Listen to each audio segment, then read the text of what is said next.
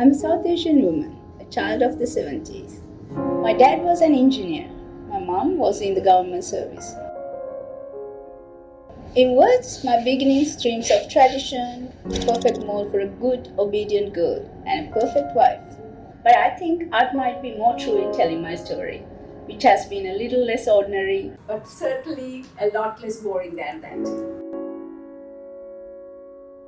Most children dread the idea of becoming their parents, but for me, they were my heroes, so I couldn't wait to be my heroes. They never told me how to live. They lived and let me witness it. Dad, being an engineer, could have settled into his job and climbed to the top, but he decided being an engineer wasn't all he wanted. He left Sri Lanka and went to Germany. He wanted to explore, and my mom was game enough to let her man explore the world. It seems reckless maybe on my dad's part, but I admire that about my parents. People sometimes become their responsibilities. It eats them up, and sometimes they forget who they were before they had them. But my parents kept their explorative minds and spirits intact. When I was 6, Dad was in an accident. His leg shattered. 3 times a day for the next 3 years, we were in and out of hospitals.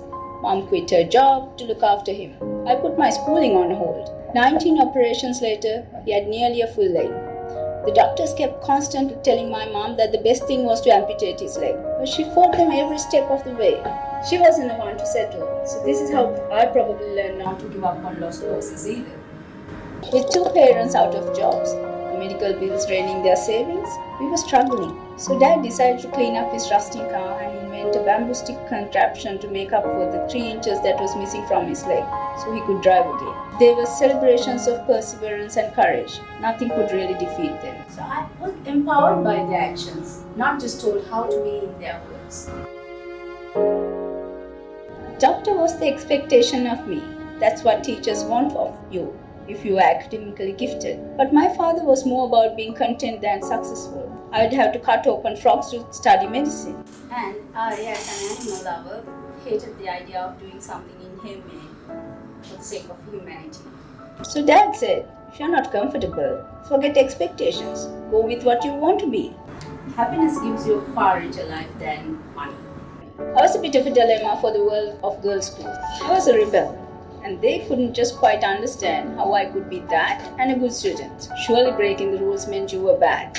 But I say following them arbitrarily is much worse. What difference would it make if the waistline of your uniform is 2 inches lower?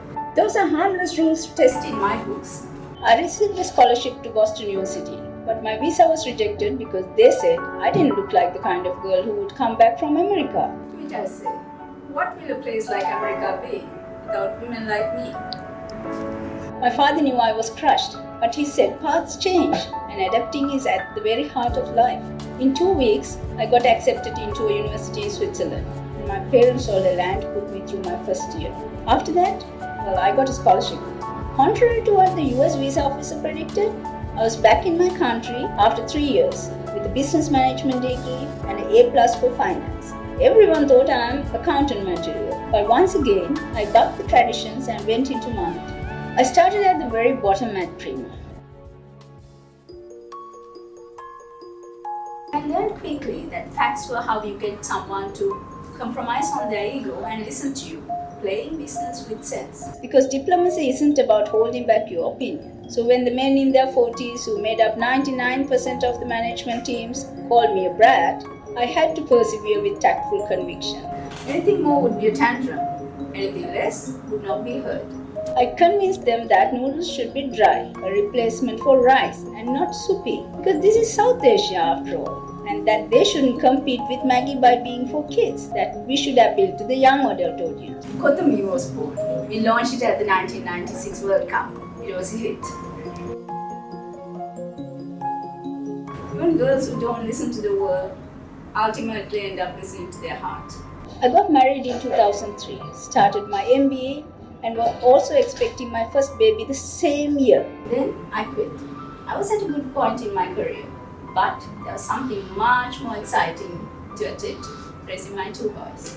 We were committed to being independent parents, so we raised our son with help of books. My mom was in India taking care of my father as he was having transplant surgery. To every nappy fold, birthing techniques, sleeping routines, feeding times, we had to learn it from the pages, not through experience. Those few years taught me one thing. Juggling isn't about time, it's about your mindset.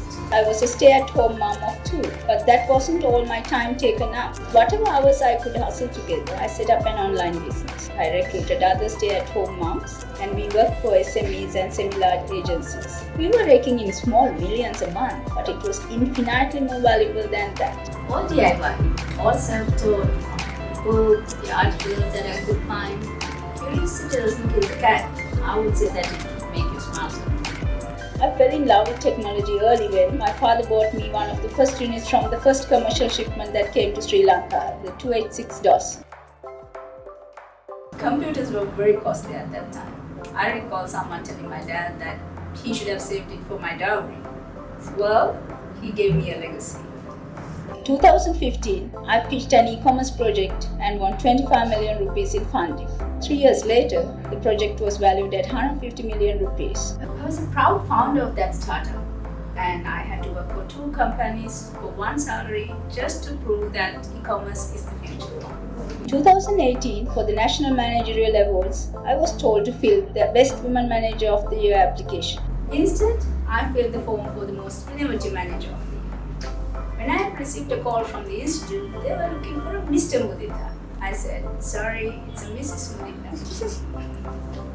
I was hired by Daraz that December. I'm told that I'm one of the most atypical hires the group made. I play an unconventional role, driving triple-digit growth in a business that evolves every day in a uniquely challenging manner. But as the world's best natural-born multitaskers and innovators, any challenge is only a woman away from being sorted. I want to open a dog sanctuary when I retire and dedicate it in the memory of my mom, the kindest human being I have ever known. I want to see how our 2 sons will grow into fine young men.